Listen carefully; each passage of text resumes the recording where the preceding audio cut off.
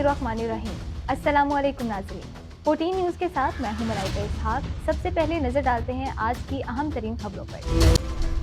बलूचिस्तान के दारुल हुकूमत कोयटा में चमन फाटक के करीब रेलवे ट्रैक पर जोरदार धमाके के नतीजे में 3 एफसी एहलकारों समेत 14 अफराद जाँ बहक और मुतादिद जख्मी हो गए। पुलिस हुकाम के मुताबिक धमाका रेलवे ट्रैक के करीब से गुजरने वाली एक ट्रेन के पास हुआ, जिसके बाद ट्रेन के करीबी हिस्से में शदीद आग फौरी तौर पर भड़क उठी।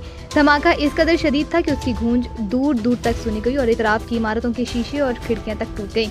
रेलवे हुकाम का कहना है कि धमाके के बाद पेशावर जाने वाली जाफर एक्सप्रेस को कोयटा स्टेशन पर ही रोक लिया गया।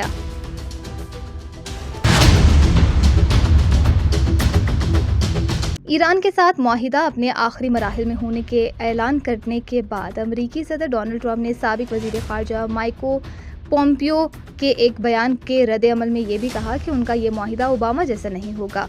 इतवार को ट्रुथ सोशल पर एक पोस्ट में डोनाल्ड ट्रंप ने ओबामा दौर के ईरान न्यूक्लियर मुआहिदे पर तनकीद की और दोबारा इस बात पर जोर दिया कि किसी भी मुआहिदे में ईरान की जौहरी सलाहियत हासिल करने की इजाज़त नहीं होनी चाहिए।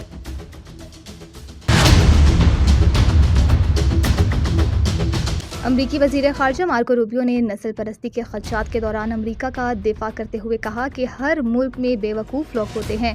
वज़ीर ख़ारजा मार्को रूबियो ने इतवार के रोज़ अमरीका में हिंदुस्तानियों को निशाना बनाने वाले नस्ल परस्ताना तबसरों को अहमक लोगों की कार्रवाई करार देते हुए मुस्तरद किया और ईरान में वेलकम करने वाले मुल्क के तौर पर सख्ती से दिफा किया। उन्होंने मजीद कहा कि इस तरह के तबसरे एक तारिकीन वतन दोस्त मुल्क के तौर पर अमरीका के वसी किरदार की अक्कासी नहीं करते। पाकिस्तान, मिस्र, तुर्किया, इंडोनेशिया, उर्दन, कतर, सऊदी अरब और यूएई के वज़राए ख़ारजा ने एक मुश्तरका बयान जारी किया है, जिसमें इंतहा पसंद इसराइली वज़ीर अतमार बिन गुवेर के हिरासत में लिए गए इमदादी कारकुनों से तज़लील आमेज़ इक़दामात की सख्त मज़म्मत की गई। तर्जुमान दफ्तर ख़ारजा के मुताबिक मुश्तरका बयान में कहा गया है कि इसराइली वज़ीर अतमार बिन गुवेर के जानिब से इमदादी फ्लोटेला कारकुनों से हिरासत के दौरान सलूक नाकाबिल कबूल है। बिन गुवेर के जानिब से दानिस्ता तौर पर नज़रबंद अफराद की सरेआम तज़लील इंसानी वक़ार पर शर्मनाक हमला है।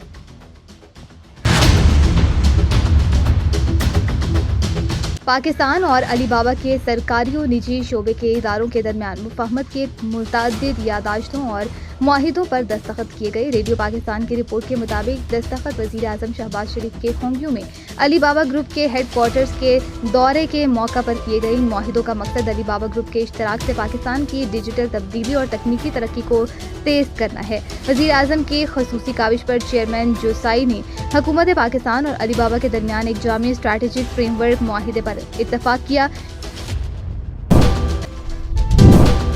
अब तक के लिए सिर्फ इतना ही। मज़ीद खबरें जानने के लिए देखते रहिए 14 न्यूज़।